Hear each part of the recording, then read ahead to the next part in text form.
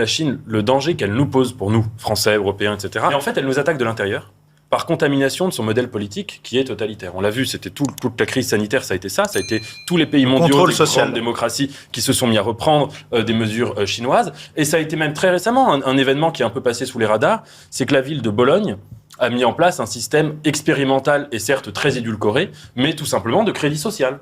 Là, c'est en Bologne un test sur la ville de Bologne, une ville de gauche, d'un maire de mouvement 5 étoiles, et ils vont tester les gens en fonction, ils seront récompensés, ceux qui trient bien leurs déchets, ceux qui utilisent les transports publics, ceux qui gèrent bien leur énergie. Donc là, il faut un essai sur le tri des déchets, vous avez vu, c'est sur l'énergie. Donc ceux qui vont pas rentrer dans ce système, ils seront taxés, ils seront exclus, il y aura des points.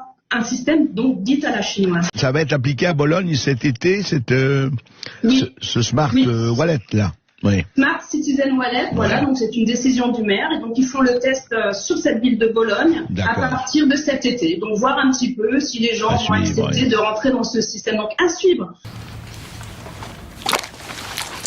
Bonjour à tous, je vous présente Lucie, étudiante en psychologie.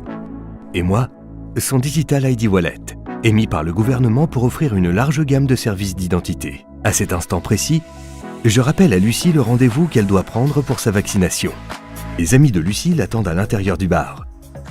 Pour la laisser entrer, je génère simplement un code QR qui prouve que Lucie a l'âge requis. J'ai également la confiance des pouvoirs publics pour mieux soutenir la transformation numérique, lutter contre l'usurpation d'identité et offrir des services publics performants et disponibles H24.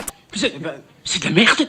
En collaboration avec la Direction générale de la Sûreté nationale, l'ADD, qui est l'Agence de développement digital, lance aujourd'hui un service d'identification et d'authentification des utilisateurs des services digitaux et qui est basé essentiellement sur l'exploitation des fonctionnalités de la carte nationale d'identité électronique.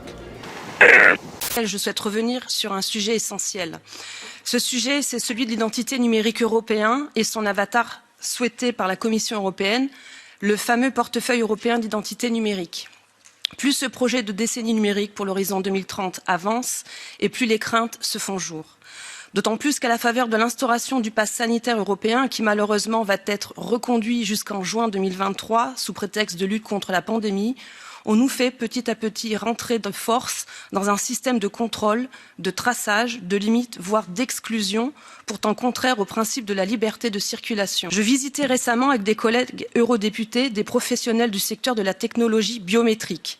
L'avancement de ces technologies est effectivement impressionnant. Tout est prêt, comme le QR code associé avec la photo et le vaccin. Il n'y a plus qu'à choisir le support, implantation de puces ou appli sur téléphone. I have a chip implant in my arm. And I have programmed the chip so that I have my COVID passport. Et nous avons eu aussi de belles démonstrations de reconnaissance faciale ou de reconnaissance vocale, et ils se sont voulus rassurants.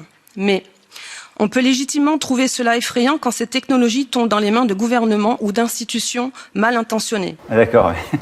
C'est toute la problématique de ces passeports d'identification et de vérification qui nous font croire à des libertés retrouvées. Le meilleur exemple de ces dérives est en ce moment en Chine, à Shanghai. La reconnaissance faciale actuellement promue par le régime chinois comme un outil de gestion sanitaire est également un outil de contrôle politique de ces minorités ethniques. Enfin, le gouvernement chinois poursuit en 2020 le déploiement de son système de crédit social.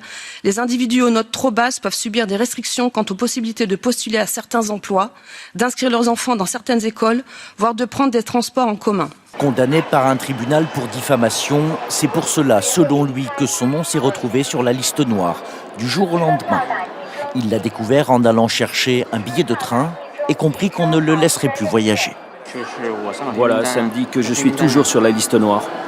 Il est jugé indigne de confiance et donc puni. C'est de la merde, c'est tout.